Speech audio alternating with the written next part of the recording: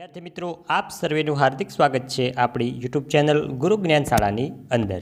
તો વિદ્યાર્થી મિત્રો, આજના આ વિડીયોની અંદર આપણે ધોરણ 11 વિષય ગુજરાતી વિષયની અંદર જે તમારી પ્રથમ પરીક્ષા 2024 છે એની અંદર મિત્રો હમણાં જ જે પ્રશ્નપત્રની અંદર ચેન્જ થઈ હતી પેપર સ્ટાઇલ કે પહેલાં 20% હેતુલક્ષી પ્રશ્નો અને 80% વર્ણનાત્મક પ્રશ્નો પૂછાતા, એની જગ્યાએ હવે 30% હેતુલક્ષી પ્રશ્નો અને 70% વર્ણનાત્મક પ્રશ્નો પૂછાશે.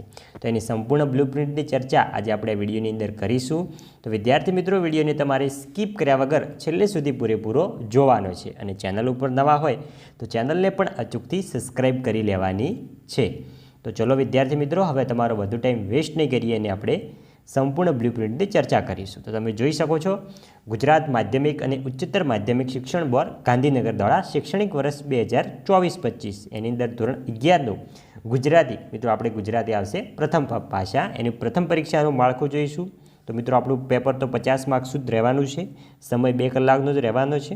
નેક્સ્ટ જોઈએ હેતુઓ પ્રમાણે ગુણભાર. તો મિત્રો આમાં તમને વધારે સમજણ નહીં પડે. હવે જોઈએ હેતુલક્ષી પ્રશ્નો.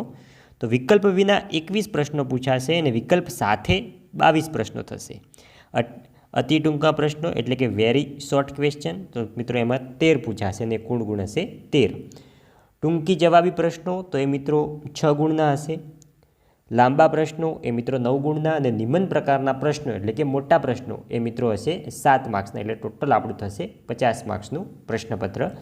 અને વિદ્યાર્થી મિત્રો, ધોરણ 11ના મારા વોટ્સઅપ ગ્રુપની અંદર જો તમારે હજુ સુધી જોડાવાનું બાકી હોય તો આ વિડીયોના ડિસ્ક્રિપ્શન બોક્સમાં તમને વોટ્સઅપ ગ્રુપની લિંક આપેલી છે, ત્યાં જઈને તમે જોડાઈ જજો. કારણ કે ધોરણ 11ની જે પ્રથમ પરીક્ષા છે એની અંદરના સંપૂર્ણ આઈએમપી પ્રશ્નો, આઈએમપી પ્રશ્નપત્રનું સોલ્યુશન અને જે તમારું પ્રશ્નપત્ર ઓરિજિનલ લેવાય એનું પણ સોલ્યુશન અમારી ચેનલ ઉપર તમને જોવા મળી જશે.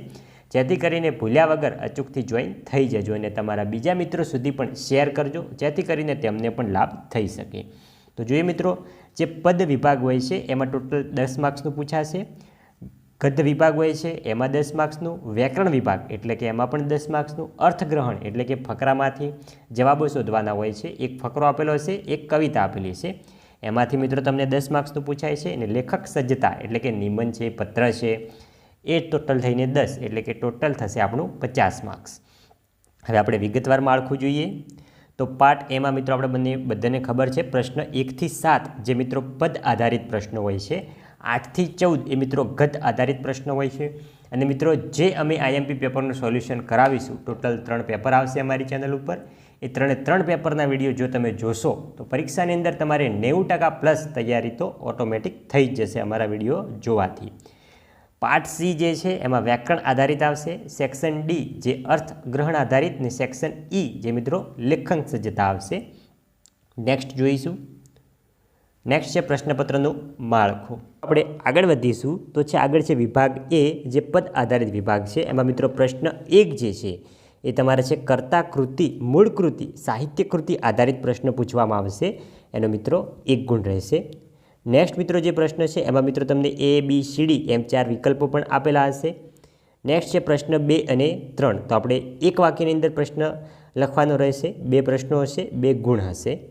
પ્રશ્ન 4 અને 5 જે છે એમાં મિત્રો 3-4 વાક્યની અંદર પ્રશ્નના ઉત્તર લખવાના રહેશે, જેના ગુણ 2 હશે. પ્રશ્ન 6 જે છે કે સવિસ્તર ઉત્તર લખો, તો મિત્રો એના ગુણ તમને મળશે 3 ગુણ.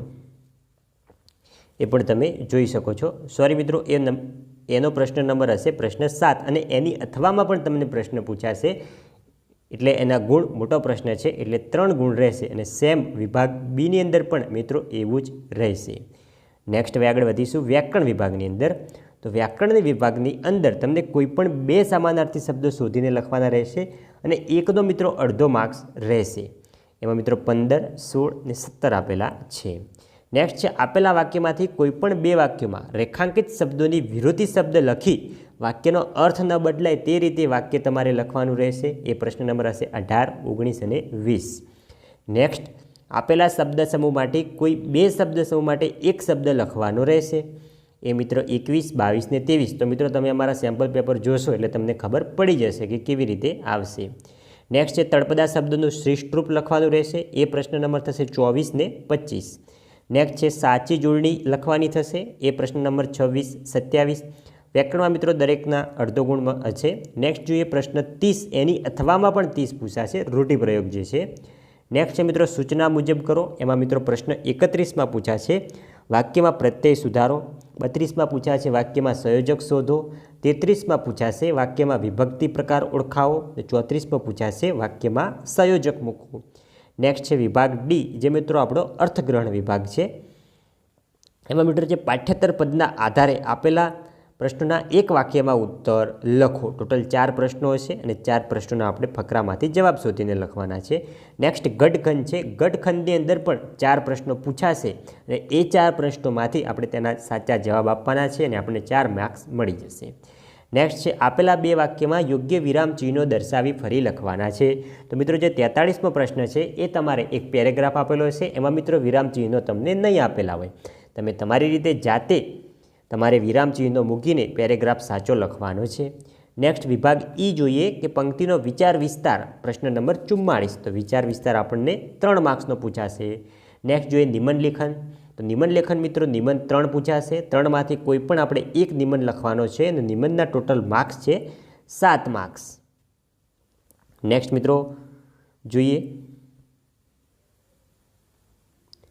તો આ મિત્રો દ્વિતીય પરીક્ષાનું છે. દ્વિતીય પરીક્ષા જ્યારે આવશે ત્યારે આપણે આની પણ ચર્ચા કરીશું. તો અત્યારે આપણે અહીંયા સુધી પ્રથમ પરીક્ષા સુધી રાખવાનું છે. અને મિત્રો આનું તમારે મોડલ પેપરનું પણ સોલ્યુશન અમારી ચેનલ ઉપર જોવા મળી જશે. જેથી કરીને જો તમે હજુ સુધી અમારી ચેનલને સબસ્ક્રાઈબ ના કરી હોય તો અચૂકથી સબસ્ક્રાઈબ કરી લેજો.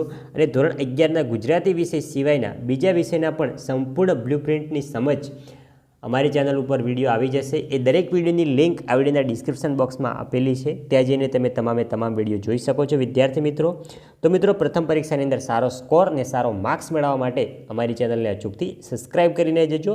તે બાજુમાં આપેલ બેલ બટનને ઓલ ઉપર પ્રેસ કરીને જજો, જેથી કરીને આવનાર દરેક વિડીયોની નોટિફિકેશન સૌપ્રથમ તમારા સુધી પહોંચે. તમે સૌપ્રથમ વિડીયો જોઈ પરીક્ષાની અંદર સારા માર્ક્સ લાવી શકો. મળીશું આવનાર વિડીયો સાથે. ત્યાં સુધી આવજો. જય હિન્દ, જય ભારત.